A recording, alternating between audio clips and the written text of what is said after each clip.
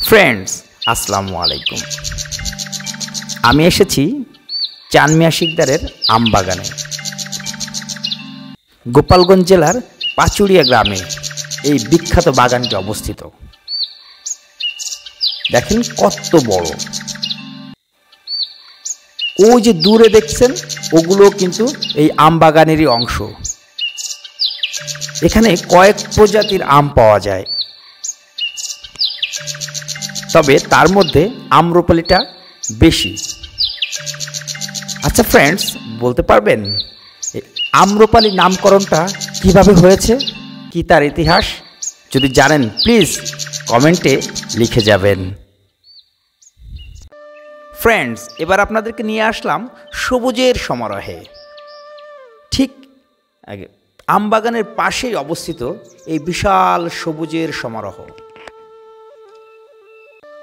দেখেন, যতদূর দেখা যায় শুধু সবুজ আর সবুজ। চোখ জুড়িয়ে যায়, মন ভরে যায়। ওই যে দূরের আকাশটা দেখেন, প্রকৃতির অপর প্রান্তে মিশে আছে। ফ্রেন্ডস, সবুজ সমারোহের পাশেই দেখেন কত সুন্দর একটি ঘের। ডালিমের রসের মতো দেখেন টলমল করছে এই ঘেরের পানি। ভাবা যায় সবুজের মাঝে এত সুন্দর একটি ঘের।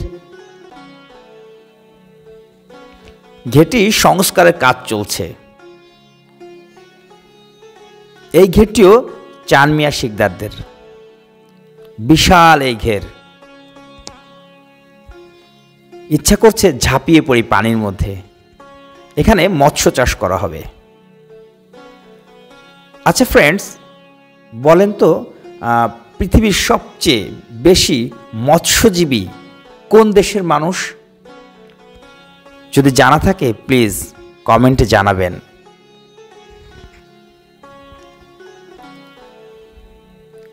সো ফ্রেন্ডস, ভালো থাকবেন। আসসালামু আলাইকুম।